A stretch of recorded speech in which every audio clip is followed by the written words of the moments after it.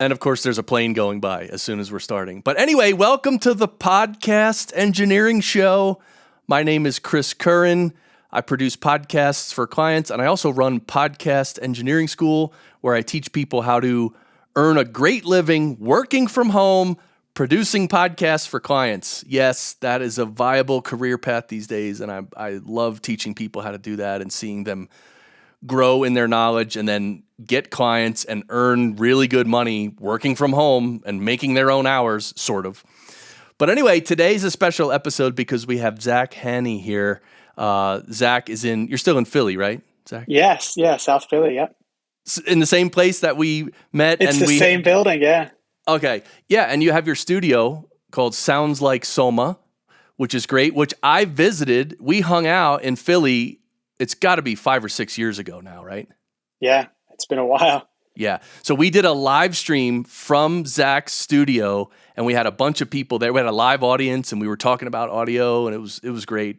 So, and you were on this show about 5 years ago as well. I'll link to your first appearance as well. But it's cool. You and I have remained in contact, and I'm happy we talk every now and then. We ping each other, and so let's get the update from Zack Hanni. What's going on with you these days?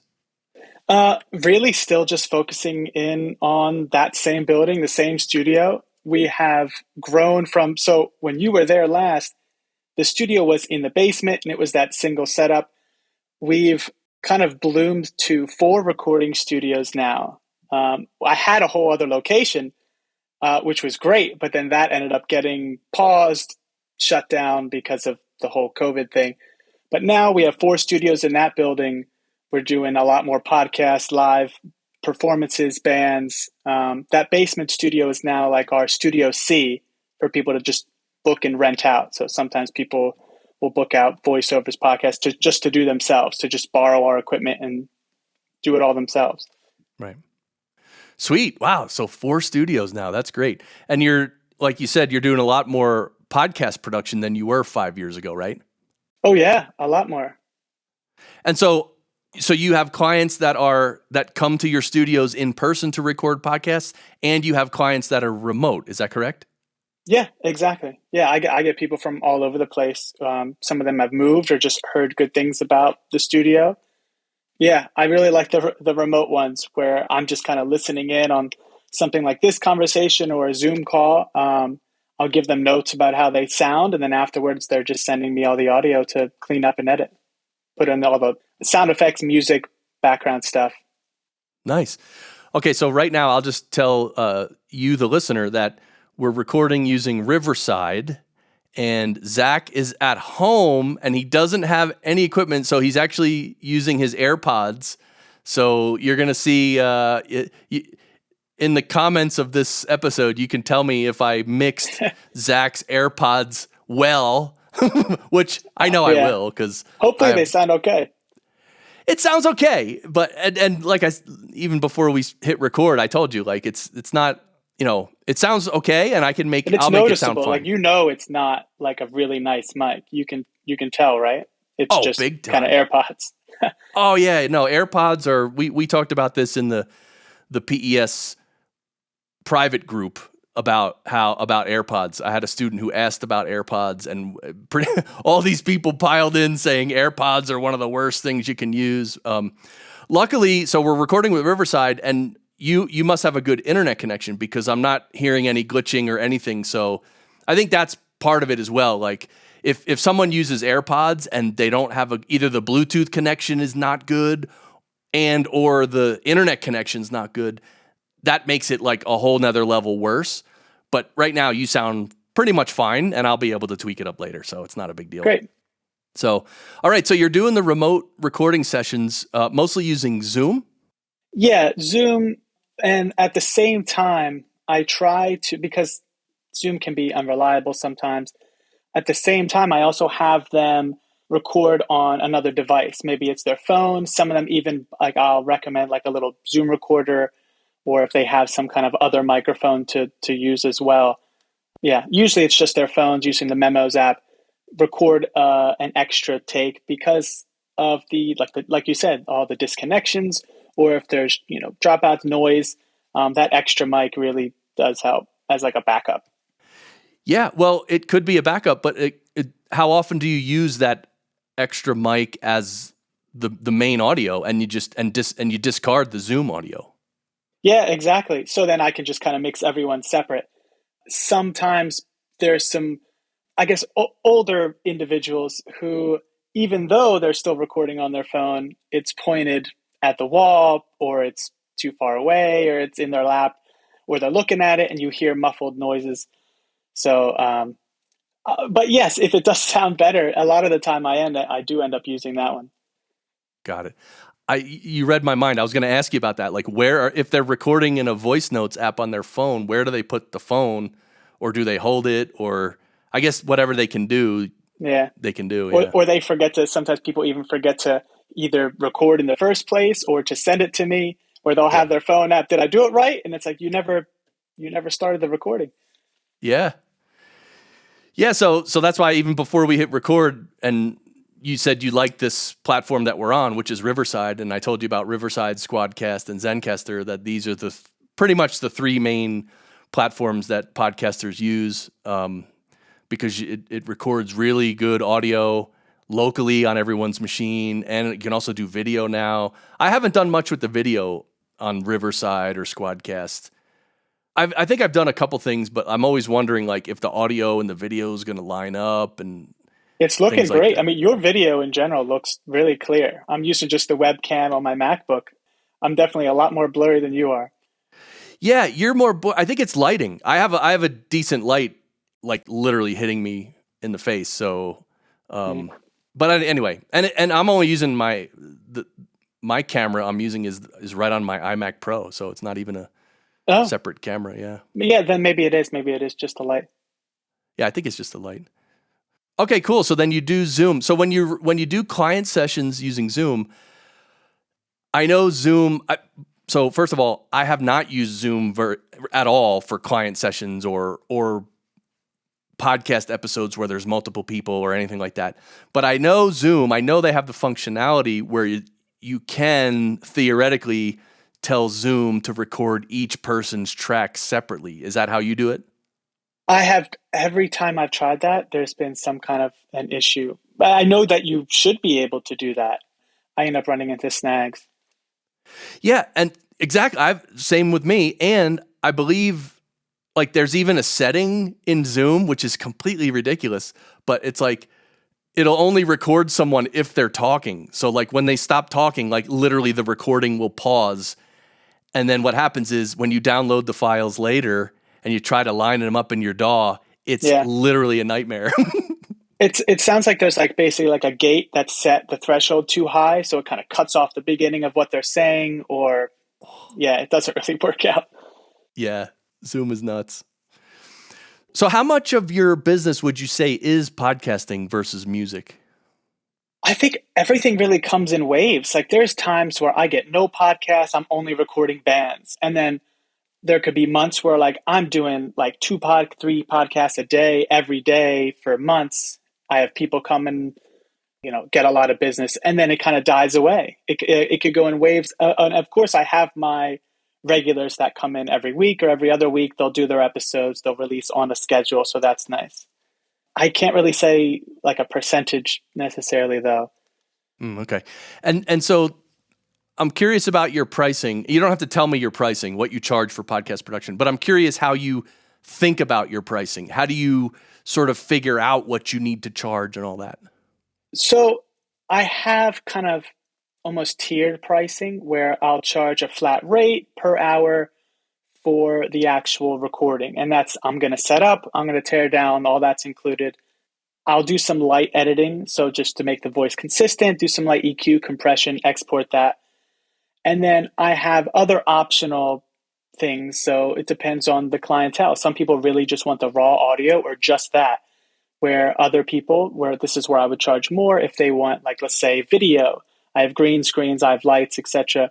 If people want me to condense a 2 or 3 hour podcast into a 30-minute or an hour podcast, take out the take out parts, rearrange it, I would charge separately. If they want, sometimes like I've made like little jingles and stuff, intros, outros. If I'm putting commercials in, It's basically the more work, the more I would kind of just charge. And I'm just kind of experimenting with either having an hourly for the amount of work or just charging a flat rate. Maybe it's like, oh, you want to do video? I'll charge you pay me an extra $30 an hour. I'll do some video, and I don't know. I'm still experimenting with that kind of pricing. Mm. And have you done like end of year reflections where you sort of look at how much you worked during the year, and then you look at what your income was, and like, oh man, I got to charge more. That was not enough, or oh, that was a great year, a lot of profit. What are your feelings on that? I feel like in general, things have just been really wild because of, I guess, the economy and COVID. It's weird to think about pricing like that because everything's kind of thrown for a loop where there was a month or two that I just wasn't working at all, or like I said, things fluctuate where I could be crazy busy and not busy. I do look at the year-end review, and I feel like I felt like I felt this way every year that I could absolutely be charging more. Like, no question, I could be charging a lot more than I do. But I would prefer to work with the people that I do work with. I'd rather have more work than less. Like the people who are willing to pay the $100 or $200 an hour, it's less frequent, and maybe I don't necessarily always want to work with that kind of person, where someone who can only afford the lower rate might be great people to work with, really laid back, have enjoyable conversations. And I don't mind. It's not always about the money, I guess. Yeah. Point taken, for sure. Yeah, the amount of headaches that are involved. It's like the money's on one side and the headaches are on the other, and it's like, and sometimes they correspond, meaning the more money you make, the more headaches there are. Yeah. Yeah. But one funny thing, I don't know if you've found this, I've heard this, I've experienced it, and I've heard it from many podcast editors, that when they have clients where they don't charge the client very much, like they give the client like a really cheap price, like those clients end up being the biggest pains in the butt. And so the opposite of that is you have a client that you charge a lot, the client pays a lot, a very nice, healthy rate, and because they're paying a lot, they sort of respect, let's use me as the example. They respect me as the professional, and they literally just listen to whatever I tell them to do. They just do it. They don't even question anything. Yes. Those are the dream clients. Those are the people we want to work with. Those are the unicorns. So do you have any of the others who you charge? Yeah. Both. Yeah, absolutely both. There's a doctor podcast I'm working with right now. Oh, I guess is that kind of dream client. Very easy to work with, pays well because they have a set budget. And it's really easy to work within their budget. They give me some great, like when they give me feedback for edits, it's very clean, straightforward, easy to work with. And I mean, yeah, that's the kind of client I'd prefer to have all the time. Right. So now how are you, I'm kind of interested in your marketing. Obviously, marketing is like the lifeblood of any business. And of course, personally for myself, I'm just throwing content out. That's my marketing because I don't know what to do or how to do it. But so for you, Yeah. how are you getting new clients? Like how do you do that? Or is it just word of mouth? Apparently, so like my payment process, so like Square Up and stuff, they'll tell me the statistics of new clientele versus returning clientele. Apparently, I have a very healthy amount of return clientele that once they come in, like 50, 60 or more percent are repeating, like they're coming back again and again, which is great. So it's kind of the same people, so I don't have to market that much, or they, I think the work speaks for itself. If you do good work, people ask, where did you get that recorded? Whether it's a podcast or a band or anything, where did you get that recorded? Because my podcast didn't sound like that one. They tell them they recorded it with Sounds Like Soma, and then they come and work with me, and then, just kind of snowballs that word of mouth. I'll do some online marketing. I have like a sandwich board outside because I'm in the city. So there's a lot of like just walk through traffic. So I have a sandwich board outside, that kind of stuff. That I get plenty of people who knock on the door asking about that too. But yeah, luckily I'm thankful that I don't have to go do crazy, commercials and a lot of like heavy advertising. Nice. All right, now let's talk a little bit about equipment. Let's just take one of your podcast studios. Let's say the main podcast studio. What what equipment do you have in there? So if a client walks in with their guest and they want to sit down, what's the equipment they're recording with? I have several SM7Bs that I'm using. It's as for the microphone, and that's just a lot of people look at that and they could tell immediately, oh, that's what I saw Joe Rogan use, so it must be good. We definitely have better mics than that. They're not necessarily my favorite mics, but it's more about the kind of the look of it. People want to know, like, okay, I'm in a place that has I've seen this elsewhere, so like the quality. I'm using for the interface. I think right now, because I can record podcasts in any of the studios. The podcast live room, I'm using a Claret. It's a Focusrite Claret 8 pre USB, which has up to 8 inputs. I also have like another separate interface for if I need more than 8 for some reason. I have no issue, I guess, using that versus I have an Apollo 8XP in my main studio, which I've used, but like I don't really get any of those benefits using the UAD plugins live per se. So the Claret works fine. Cool. Yeah, the Claret is great. So the Claret is, if for those who don't know, everyone's heard of the Focusrite Scarlett 2i2, and It's like the the big Scarlett brother of that. range. Yeah, the Claret is a step up in quality. It's more expensive, and apparently the mic pre's are even better quality and all that, right? Yeah, exactly. So what does the future hold for Sounds Like Soma? You could keep going? I would like to keep going. My ideal future is, so back when I guess you visited, or back when we talked 5 years ago, it was kind of just me at the studio. At this point, I had an intern named Gage who worked with me for about a year or so before I started giving him clients. And then now he's a second engineer under me. He runs Studio B at the studio. And then both of us have more interns that we're training and working with. The goal, I suppose, would be to have this army of people I'm working with to kind of fill out all 4 studios and just run it to the point that I can truly just work with who I want to, or maybe not at all. If I don't feel like recording that particular, day, week, month, I can just hand it off to one of the other engineers at the studio. But I plan on continue to grow, at least in that building for now. We're trying to really kind of deck out the entire space. It's all very soundproof. I'm just going to keep building up that space. Ideally, it'd be great to expand into the city like I planned to a few years ago, but I don't know, we're just having trouble finding a good rental space that makes sense, because you got to really take into account the noise and the traffic, and I guess the price, because that building is a building that we own. So it's I'm paying rent to myself in a sense versus paying rent, to line someone else's pockets, where I could be paying thousands of dollars a month, and that kind of cuts away, from everything else. Yeah. Yeah, that'd be a big move if and when you wanted to move, because there's so many aspects that you have to worry about and be concerned about, like the noise and not even just that, like the client experience as well, like parking and Oh yeah, in the city it's very difficult sometimes. So it's, like right now there's free street parking in the area, or there's parks, or there's plenty of space.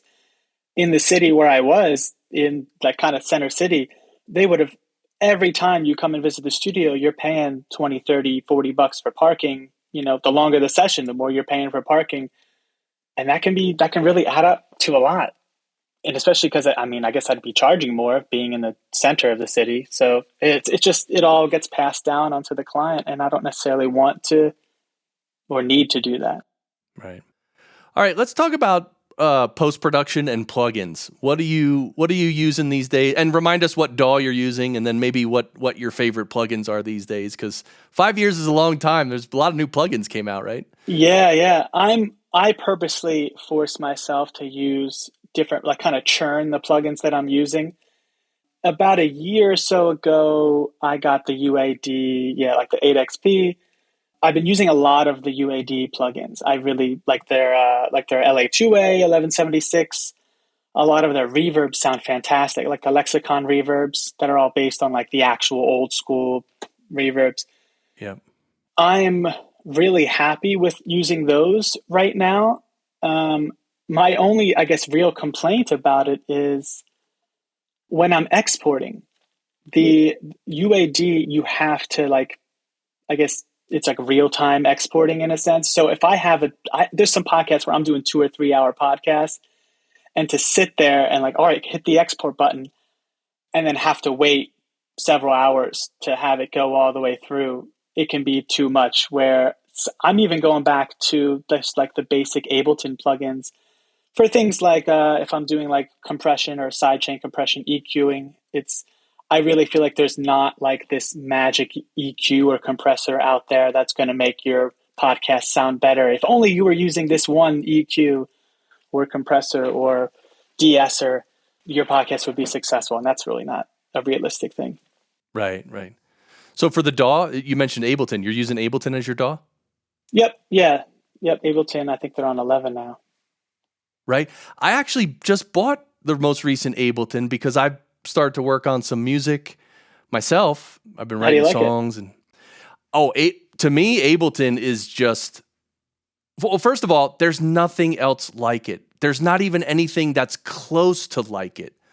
It's a great mashup between a regular DAW and like all the stuff you need for electronic music, like looping and clips and synthesizers, and like it's all built into one, and it's so good. Like I recently spent a couple weeks in Florida recording demos of a lot of my songs, and just by myself.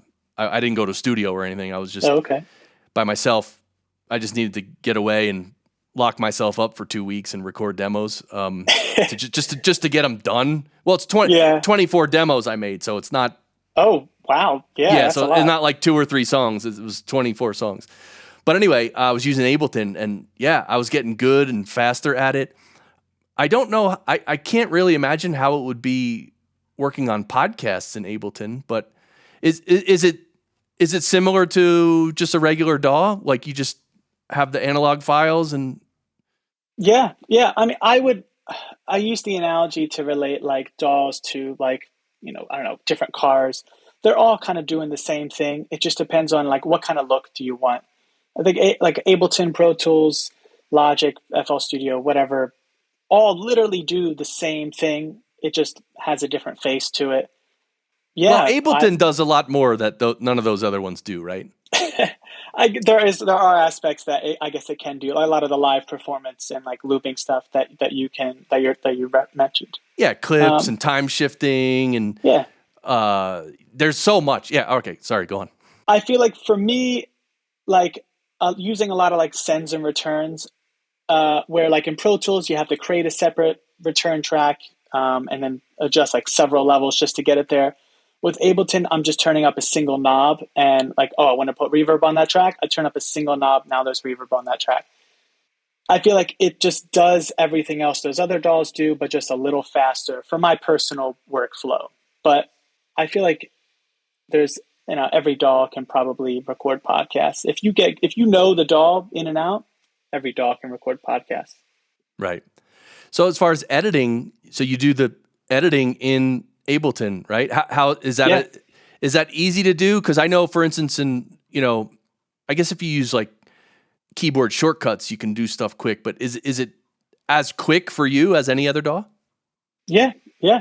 I've been using Ableton for like 15 years now. So I mean, it's hard for me to say, like, is it as fast as any other DAW? I mean, yeah, I would say probably, but like, I don't have 15 years of experience in any other DAW. Right. Quite like that.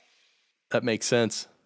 Yeah, that's cool. Ableton is just so good. I bought it. I bought not the full version, but give it a shot sometime. Like actually record a podcast or like edit a podcast in Ableton. Or if you have any, you can always reach out to me if you have any questions. Like, how do I do this thing? It's probably something really simple that I can just give you the quick key command for, or show you how to route something. Yeah, I would like that. But in reality, though, that's something that I don't know. I have so much else to do. I don't know if I'd ever get around to experimenting with that because I mean, I'm just being honest, because it just when you open up when you try to use any software in a different way, there's a learning curve, right? And Absolutely. Yeah. so it's if I could go in there and just do it, then I would, but I'm going to have to go in there and probably struggle to figure out. Even zooming in and stuff with Ableton is different, right? You have to you have to click and hold it and zoom in and out. That's one option. You can do the plus and minus at the top over at the number bar. We'll just zoom in and out. Okay. Yeah, Well, there's there you go. several ways to do everything. Got it. Yeah, that makes sense. So you export out of Ableton. Mm-hmm. And obviously in Ableton, you're mixing the podcast, you're leveling the different people's voices, you're using a little compression and EQ, I assume, right? Yep. And then you export it. What's your mastering step like to get the LUFS loudness level correct?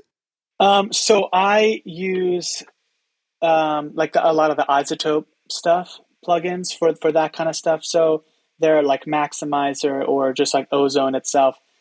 You can set a LUF level that you want. I'll tend to play, like I'm doing multiple stages of compression before that. I'm going to compress the individual track. If let's say there's like 4 people on a podcast, I'm going to compress the group.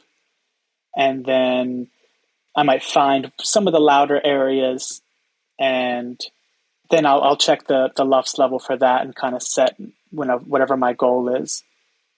Nice. And as far as tagging MP3s, are you tagging them, or are you one of these new crazy wacky young people who they don't even tag MP3s anymore? A lot of those, put all the metadata and stuff in there? Yeah. A lot of the programs that people use, so like when you're uploading to Spotify, it kind of automatically does all of that. Like I kind of leave that on the client side of things, where I will just give them, like I'll put my little metadata in the title and everything about like the day, with the title of the podcast, who's in it and all that.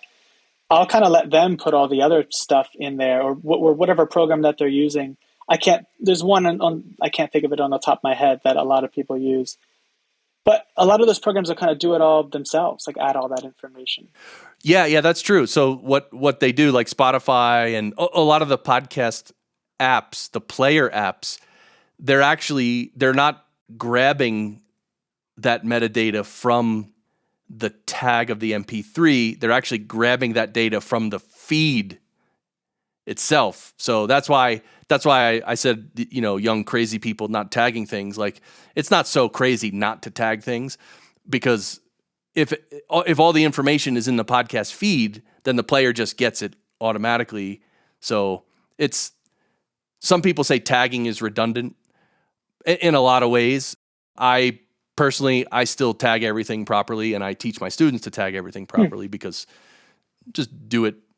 At a do it professional fully, yeah. high level, absolutely, you should probably do that. Maybe that's something I need to like revisit and consider. But yeah, I'm not really going crazy doing all that. I kind of just let them handle that. Yeah, and so that you have your clients, they're the ones uploading it to the media host and publishing their episode. Yeah. Oh, cool. Yeah. I mean, all the information's there. I guess it makes sense for if you're doing like different streaming or radio platforms, that I guess you would want that metadata that's not going to carry over. I totally get what you're saying, but yeah, nowadays when most people are listening on like Apple Podcasts or Spotify, a lot of that's, to my knowledge, is just kind of taken care of. Even if you don't measure your LUFS correctly, even if you compress like not enough or too much, Spotify and Apple Music will kind of do that for you to a degree, and they'll just kind of get it to that level that they want it at regardless. So you don't have to be, at least my perception is, you don't have to be some super expert nowadays, because they have like safeguards to kind of fix all that kind of stuff for you. Right. Yeah, that's one area I would love to do some testing. I don't know. I don't know why I just thought of Bandrew from Podcastage. I wonder if he ever did some testing on like putting out audio to Spotify and Apple Podcasts and even YouTube, and then see what those platforms do to the audio level. Because like you said, they, as far as I know, I believe what you believe, that if one of your songs gets on Spotify and it's like, let's say it's way too low volume, I believe Spotify will boost it up to where it should be, but I've never tested that personally, so I don't know. Yeah, it's not going to fix your mix. If your vocals mixed too quietly under some other instrument, it's not going to turn up the vocal, but it might put like a limiter or some kind of compressor to squash it and make it a little bit, louder to where it needs to be. Yeah, just boost the LUFS level to. Well, I think it actually puts some kind of like compressor on it, just like how broadcast, like a lot of radio stations will, they have a lot of like safety. I briefly did some like radio work in the past, so I know a lot of radio stations will do that kind of stuff. I wouldn't be surprised if Spotify and Apple Music and other platforms do that as well. To a varying degree, it depends on what you give them. It kind of automatically might adjust it. Right. Yeah, one thing I love is I use a podcast app called Podcast Addict, and there's a button in there. It's called, I'm actually going to open it up because I forget what it's called, but it says volume boost. Mm. So if I'm listening to a podcast episode that's either just at a lower volume, or a lot of times podcast episodes are mixed badly. Like the host will be loud and the guest will be much softer. So if I turn on the volume boost, what it ends up doing is compressing the louder person so that it makes the two participants more of the same volume and easier to listen to. Okay, good. That sounded like it was just going to boost the whole thing and like make that loud person just way too loud. Well, it does boost the whole thing, but then there is some limiting or some compressor that ends up pushing them down or keeping them down while it boosts everything else up too. Yeah. I wonder, if they could kind of add to that, if they could add like an upwards compressor. So yes, you're pulling down the loud stuff, but you're also bringing up some of the quieter people, kind of meet you in the middle instead of that loud person sounding like crazy clipped and the low person sounding more normal. Kind of totally gets you somewhere in the middle. Yeah, they should use the max volume plugin from Waves. That's exactly what it does. Yes. Yeah. I use that. You do? Oh yeah. Yeah. I've had it forever, but I literally never used it. And then like maybe a year ago, maybe a year and a half now, I opened it up and I was like, dude, for podcasts? Oof, what a plugin. It solves two problems in one. It's great. I don't know if I've used it for podcasts, but yeah, I could definitely see the implementation of that. Yeah, because when people mumble, it'll compress their loud parts, but it'll bring up the mumbled parts. And it does both, and it works out really well. So you work on mostly Mac or PCs? I forget.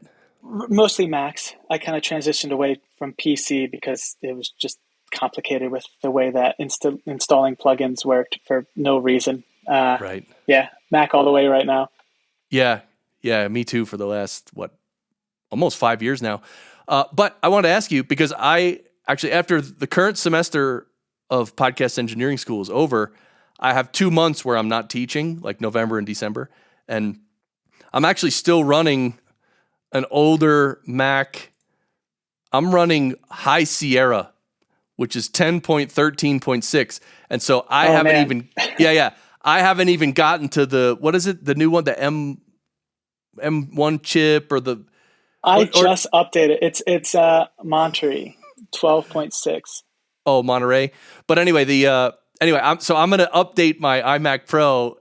We'll see how that goes. But then I'm going to have to install all my audio stuff and plugins. Everything should work, especially with Mac. Anything with Mac for me was just so much easier. Definitely back all that up before you do that. Oh, yeah. Oh, some of your stuff might just work. Like every time I update, like there's usually like little updates in between that will kind of be for those big updates with Mac. A lot of my stuff just kind of worked. You don't need to reinstall it. But the big one was about 3 years ago when there was a major shift. Remember when all the software, a lot of the audio software in Macs literally wouldn't work if you updated to I forget what it's called. I'm forgetting. It was a major operating system update that broke everything, and it pissed off so many companies. The developers now, so like whatever versions of the plugins or programs you use now, a lot of the developers have that in, even if you're not using the latest Mac version, you still have the correct drivers and stuff downloaded. They're just not using it. So that when you do update, I think you might be surprised that things might just work out of the box. You don't have to update or reinstall anything. Maybe. That's interesting. Yeah. No. Well, I'm gonna sort of document it because it's an interesting thing to, I'll write a little blog post about it for one of my. But that was an goodies. issue for a while. I did not. I resisted updating for a while because of that. I did not want to. The other engineer I spoke about, Gage, got one of those M1 MacBooks, and a few of his core plugins stopped working, so he had to kind of like roll it back, which was a whole process. But now everything's working, no problem. Nice. Yeah, I had a client back then, like 3 years ago, with that major update that he updated his Mac, and then he used to record locally using Audacity on his Mac, and after he updated, Audacity wouldn't run. Like almost. Wow, really? Oh yeah. I'm forgetting the name. It was like a major update that threw the whole industry into craziness. And I was telling everybody for like a year, at least a year, don't update. If you're using these programs, don't update. Anyway. Yeah, that's a good tip in general for the professional world. Like, don't update, never update right away. If you're like a professional doing professional work, never update right away. Exactly. Like a year is a good amount of time. They'll find all the bugs, all the crazy developer people will find all the fixes, and then it's okay. Yeah, it will be fixed. But yeah, if you need that podcast to go out, I've definitely been there where like I had automatic updates on, and I needed to deliver something one night, and I was not able to because of whatever reason, because of updates. All right, I'm going to ask you one more question, but before I do, I just want to remind everyone, Zack Hanni is my guest. Sounds like Soma. What's the website? It's just soundslikesoma.com. Yeah, soundslikesoma.com. Everything will be in the show notes. So my last question for you, Zack.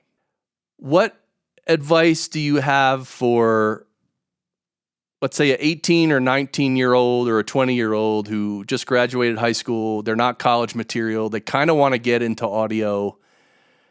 And maybe they don't know what they want to do. Maybe they want to do podcast production or something. What would you tell that person, or what would you recommend or advise?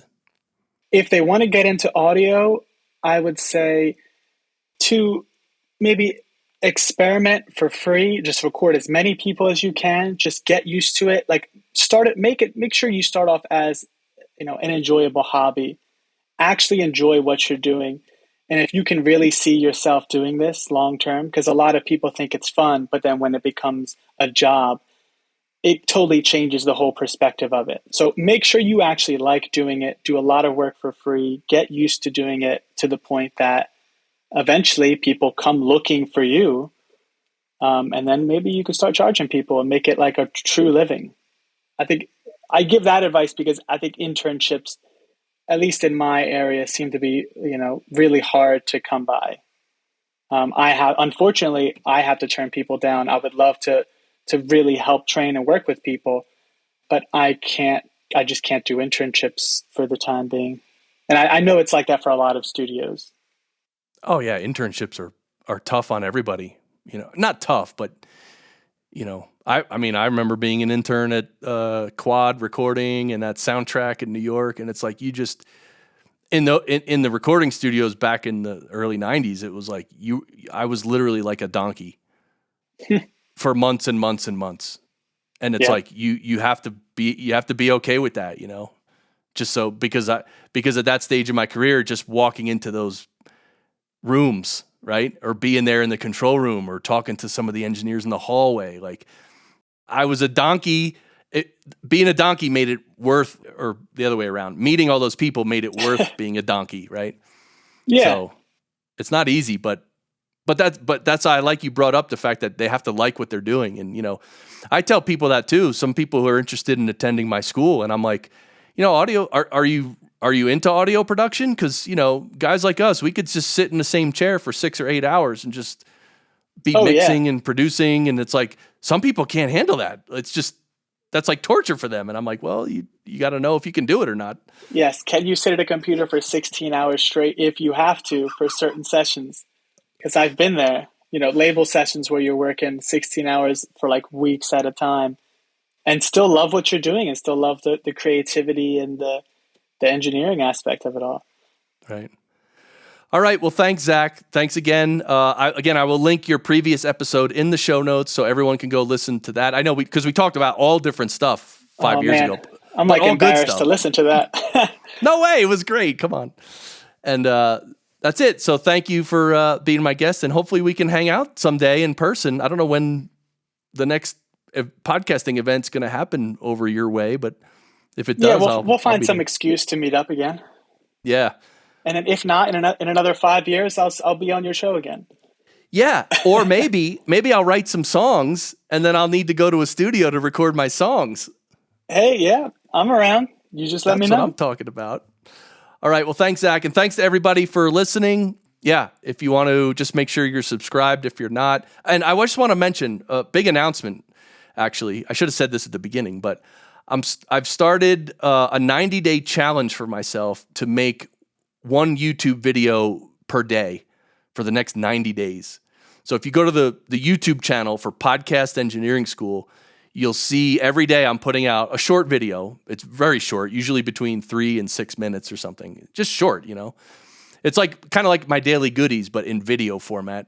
But it's really cool. I've already gotten a lot of compliments on it. So if you're not subscribed to that YouTube channel, Podcast Engineering School, then maybe go check it out if you want to, and maybe subscribe if you want to. So, all right, well, that's it. And Zack, you're the first interview I've done on my show. I think it's been around almost a year.